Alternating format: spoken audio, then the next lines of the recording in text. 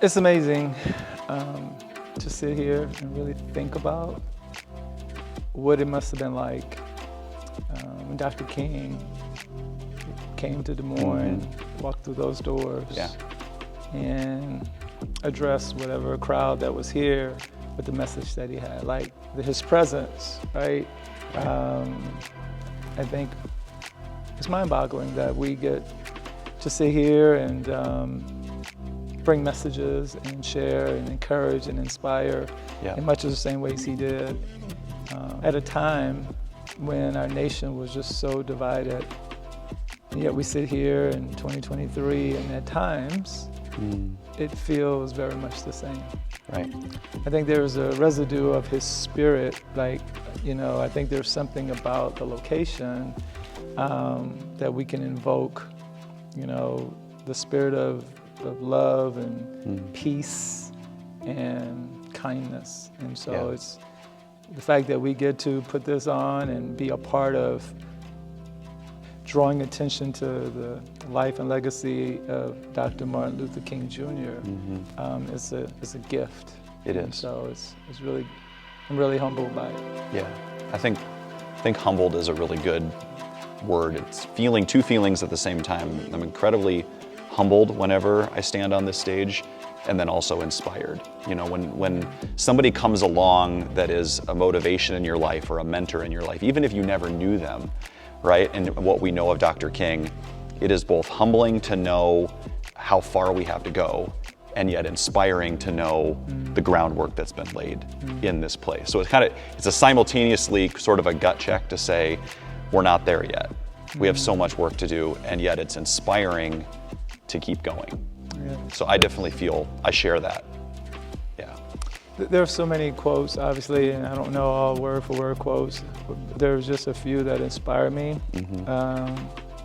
that I think resonates with me today. I think a lot of times people don't get along because they don't know each other. Right. They don't know each other because they fear each other. They fear each other because they won't communicate with each other. I think it's close to one of his quotes. And I think that resonates with me. But in the church, that is something that, we get to do. We get to be in community. And a lot of times when we open our doors, we go into a world where there's a lot of isolation. There's a lot of silos. And people are thinking it. They are experiencing different types of injustice, but we don't talk about it unless it hits home. Right. And I feel like, while we've made a lot of progress, notable progress, there's just so much still left yet to do. And unless we communicate effectively, I feel like we'll keep walking by each other. And I feel like the church, we get a chance to bridge that gap. Yep.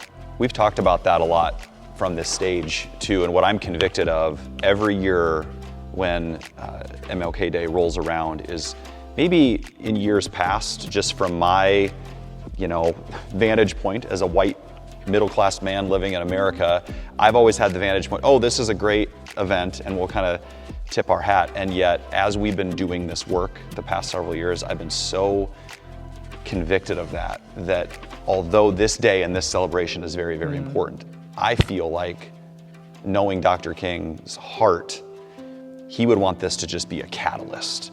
This is how we live, and the real work is what happens out there. Like you were saying, is diversity is who's in the room. It's what's happening in the hearts of the people in the room. It's the relationships, it's the community being built, it's the walls coming down. And that's hard work.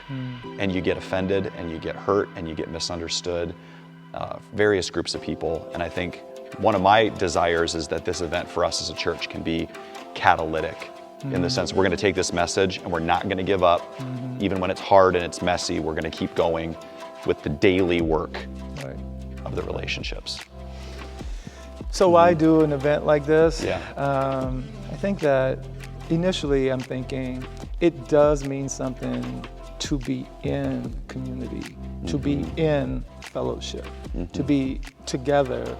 And I think it means something because it may be the messenger, the guest speaker, the keynote. Right. It might be a collateral conversation that's had in community. It could be that there is something that is felt that breaks down something that has been there for a while. It might be something that is said.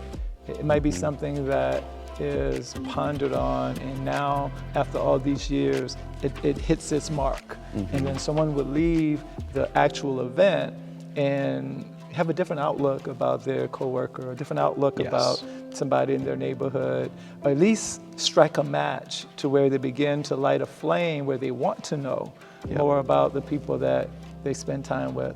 I think the combination of honoring and trusting that God is able to, he's just faithful. God talks of the beauty in being in fellowship and how important it is for us to dwell together. And I think in that regards, you know and I know, even within the church, oftentimes we come together, we dwell together, but if we're still not talking about the things that we struggle with, our implicit bias, our unconscious bias, those things that when we look or see someone, we immediately have a thought. Don't make us a bad person, but it does make us, or it should make us want to ponder, why am I thinking about that person that way? Right. What is it about my background, my lifestyle, that I see people in that way, and then do the work? And I think that's what, in order for us to really serve our community, we do the work internal, and then as an outward facing, and then we go. Jesus had this incredible ability to deliver a powerful message and then demonstrate it. Jesus. He proclaimed the kingdom, and then he demonstrated the kingdom. And I think when I think about our heart for this event, what Dr. King's heart as a man of the word, as a preacher that loved God deeply, those questions of discipleship are so important. God, what are you telling me, and what am I going to do about it? And so people are walking away from this event, whether we fully understand it all or we're perfectly living it out, take one step. Take one step. God, what are you telling me? What's convicting me? What's challenging me? And how am I going to live that out? And not just be inspired, but apply it to my life.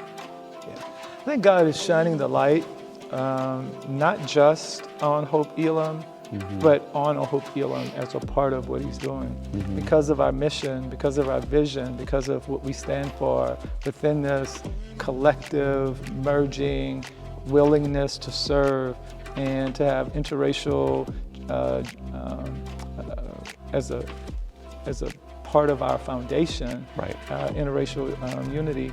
I think that's something where the light is, in an event that we're hosting, the light is being shined, not just on us, but on us, so that we could be about what we say we're about, that it gives people a chance to say, well, who's Hope+Elim? What are they doing? And then when they come, they can feel.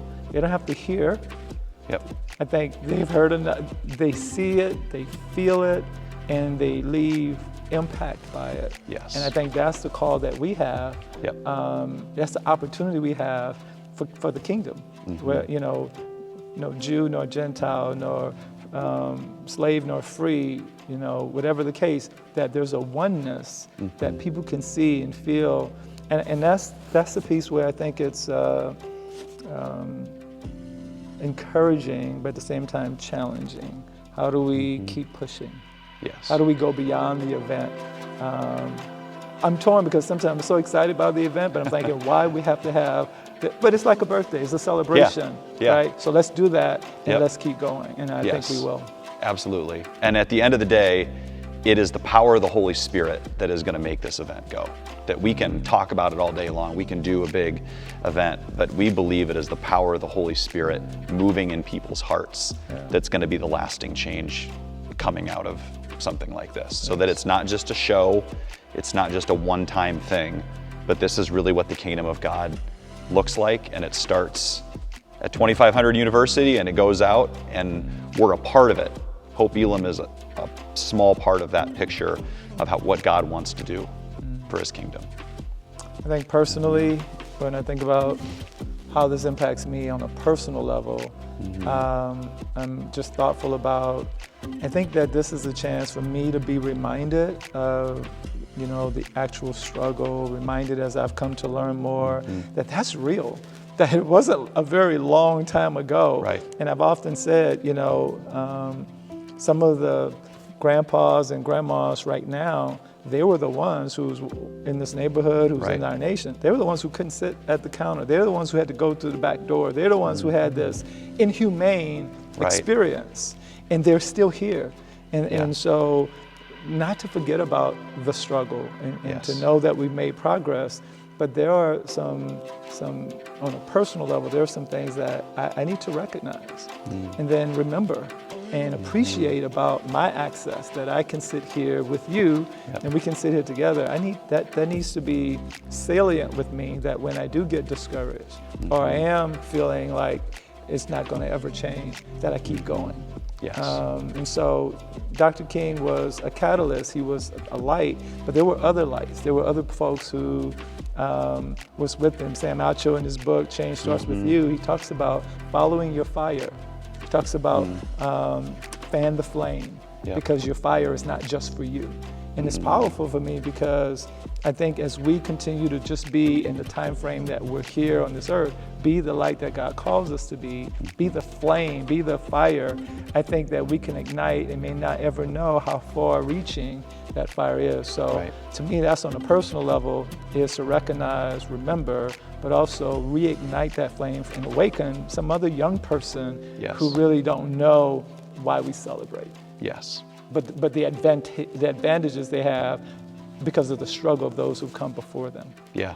I mean, I love the idea of seeing this room when Christmas Eve we light all the candles. Yes. One candle shining in a dark room can make a difference, but then to see that flame get spread, as you were talking about, that's humbling, and that's the challenge for us. And I'm excited for the event to simply take it in, and I know for myself, the challenge is to be in a posture of listening. And I think that's what I would encourage our community to do, to come in with an open, humble heart, to say, I'm not coming in with an agenda or because I have all the answers. I'm coming in to listen and learn, to see what the presenters, as well as most importantly, God has to say to me. I want to be a learner and a listener. And I think we're excited about what God's going to do. Let's do it.